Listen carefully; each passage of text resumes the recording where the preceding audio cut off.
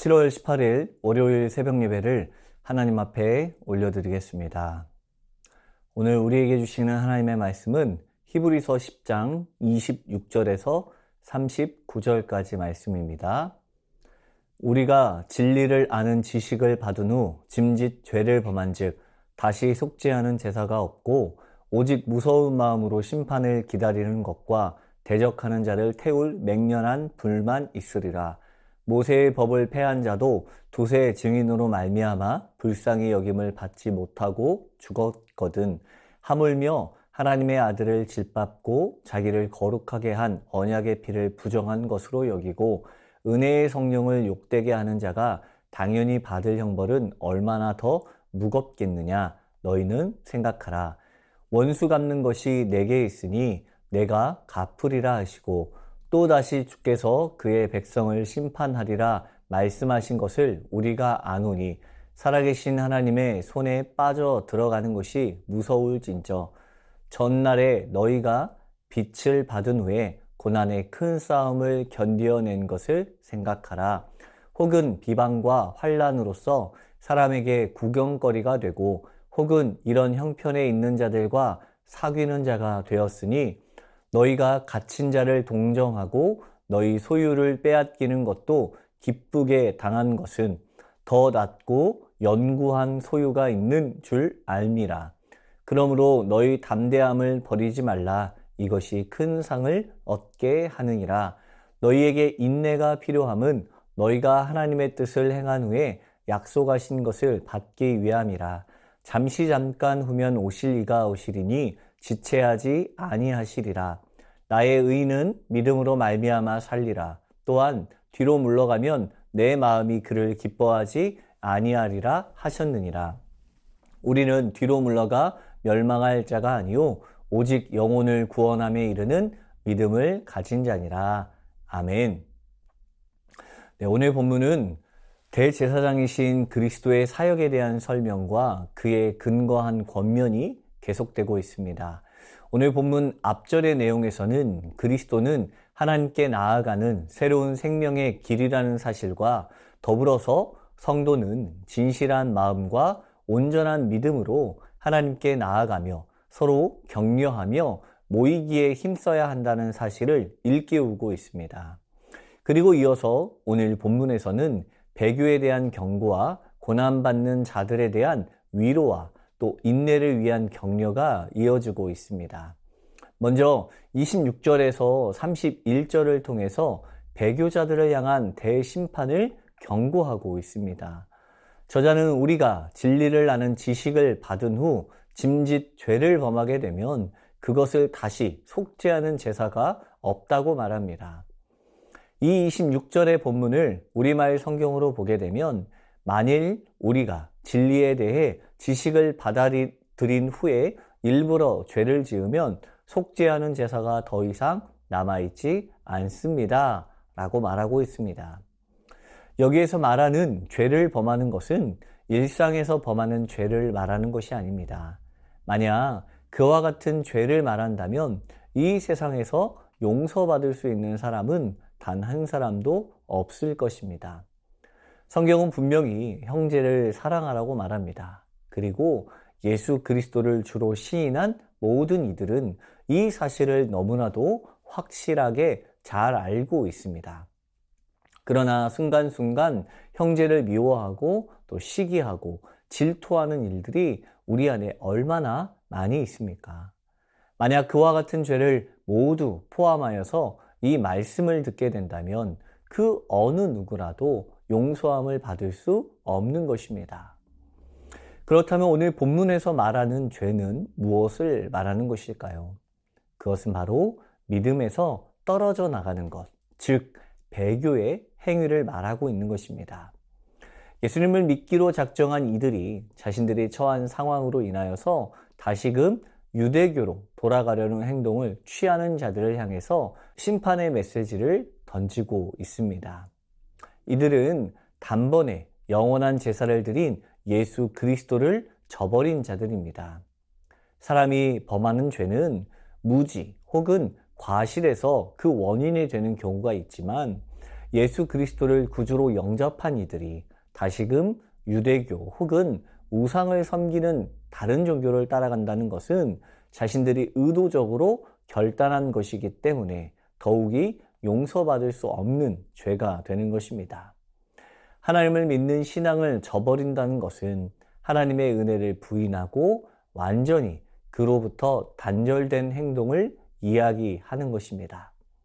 예수 그리스도께서 우리를 향한 완전한 속죄 제사를 거부하고 십자가 은혜를 부정한 자들입니다.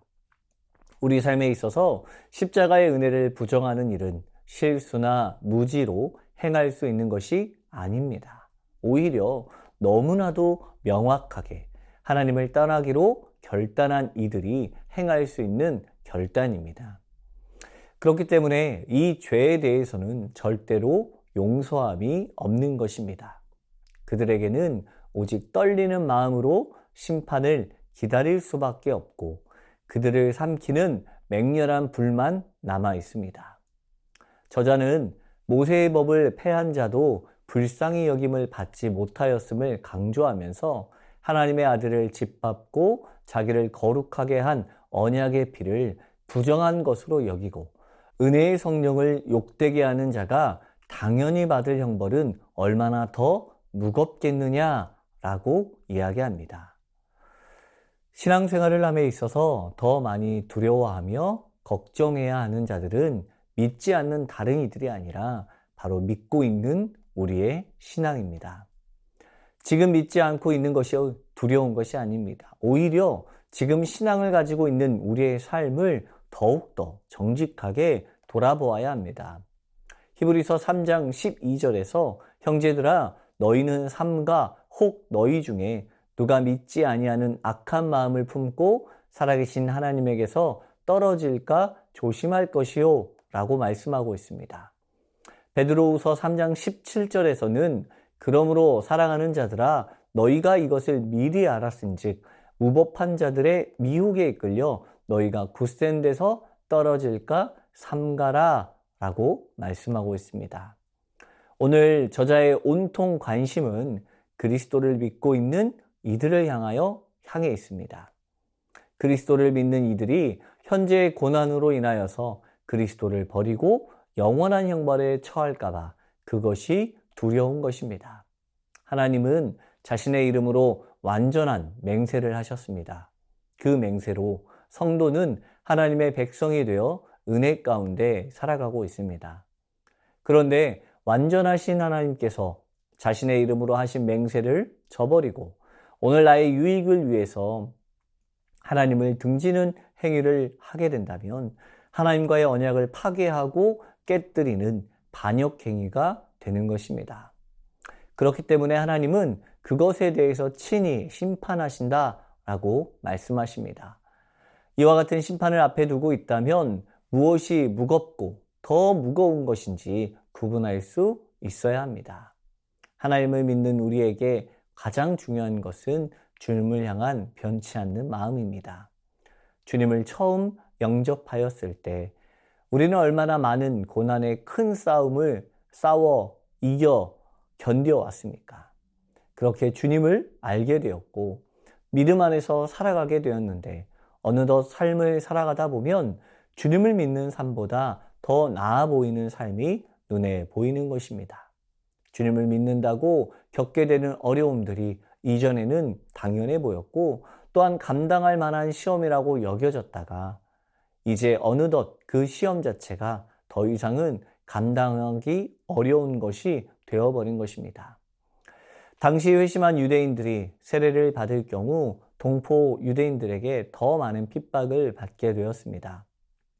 처음 참된 진리를 알게 되었을 때 그 고난 역시도 큰 기쁨으로 여겼을지 모릅니다. 하지만 단순히 모르는 이들에게 당하는 고난이라면 감당할 수 있겠지만 공적인 수치나 적극적인 적대 행위를 다른 사람이 아닌 나의 가족들이 또 나와 친분이 있는 사람들이 그리스도를 믿는다는 이유로 계속해서 핍박한다면 그것은 상상을 초월하는 견디기 힘든 어려움이었을 것입니다. 한 번의 고난은 견딜 수 있으나 지속적인 공격은 우리를 무너지게 하는 것입니다. 그렇기 때문에 신앙인의 가장 큰 무기는 인내가 되어야 합니다. 고난의 큰 싸움을 한 번 넘기는 것으로 끝내는 것이 아니라 계속해서 견디어 내야 합니다.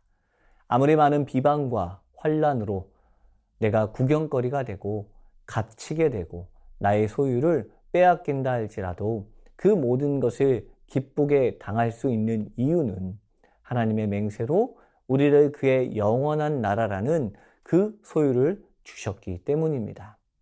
성도는 그 믿음의 담대함을 잊지 않음으로 나아가야 합니다. 36절에 저자는 분명하게 말씀합니다. 너희에게 인내가 필요함은 너희가 하나님의 뜻을 행한 후에 약속하신 것을 받기 위함이라 라고 분명하게 말씀합니다. 신앙인의 삶을 절대로 뒤로 물러서서는 안 되는 것입니다. 어떠한 역경과 어려움이 찾아온다 할지라도 꿋꿋이 앞을 향해서 걸어가야 합니다. 믿는 자는 오직 믿음으로 살아가야 합니다. 세상의 것을 구하거나 바라며 살아갈 수 없습니다. 오직 영혼의 구원함을 약속하시는 그 주님의 약속을 따라 담대하게 고난에 참여함으로 기쁨으로 주님이 주시는 복음의 큰 상을 얻게 되는 귀한 삶이 되길 바랍니다. 마지막 39절 함께 고백하길 원합니다. 우리는 뒤로 물러가 멸망할 자가 아니요 오직 영혼을 구원함에 이르는 믿음을 가진 자니라. 아멘. 이 말씀대로 구원함에 이르는 믿음으로 오늘도 승리하는 귀한 시간이 되길 축복합니다. 이 시간 말씀을 붙들고 기도합니다. 신앙의 여정 가운데 그리스도를 등지는 일이 없도록 나의 연약한 믿음을 강건케 하여 주시옵소서. 고난의 큰 싸움을 견디어냈듯이 마주하는 역경 가운데 주님을 신뢰함으로 이겨낼 수 있는 삶이 되게 하옵소서. 뒤로 물러나 멸망에 이르는 삶이 아니라 오직 영혼을 구원하는 믿음에 이르게 하옵소서.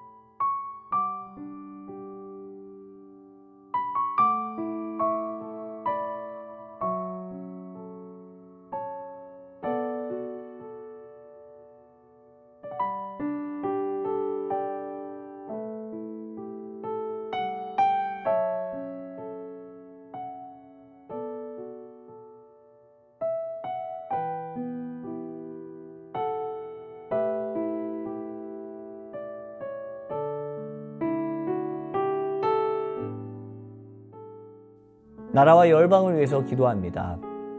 위정자들이 하나님을 경외함으로 경제 위기를 극복할 수 있는 지혜를 허락하여 주옵소서. 전 세계적인 경제 위기와 이상기후, 전염병으로부터 지켜주시고 하나님의 뜻을 구함으로 모든 어려움을 지혜롭게 이겨나갈 수 있는 힘을 주옵소서. 하루속히 이 땅이 복음으로 통일되게 하시고 우리나라를 열방을 위한 제사장 국가로 세워 주옵소서.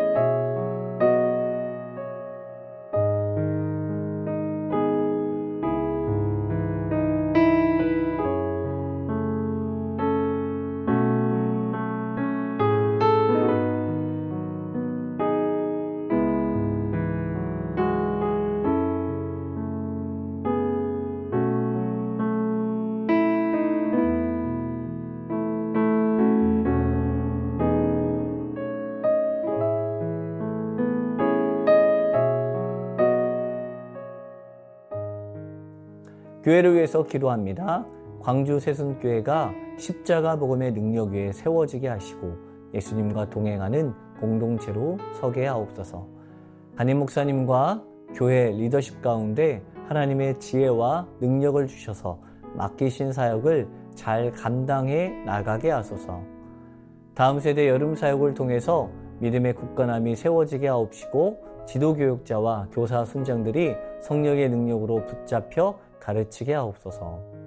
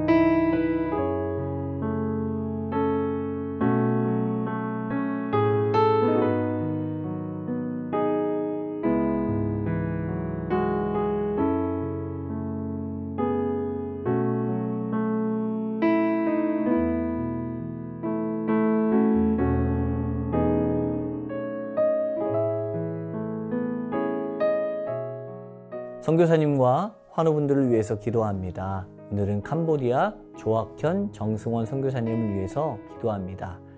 끌얼란 고등학교 20명의 한국어반 학생들이 성실히 공부하고 있는데 조금씩 가정들을 알아가고 복음을 전할 기회를 갖도록 7월 7일 윌 미카엘라 부부가 끌얼란으로 이사하는데 장거리 안전을 지켜주시고 새로운 이웃에 잘 적응하고 저희와 좋은 팀 사역을 이루어 가도록 스레이온 성도의 갑작스러운 소천으로 슬픔 가운데 있는 비볼과 두 어린 자녀에게 힘을 주시고 천국의 소망이 더욱 깊어지게 하옵소서.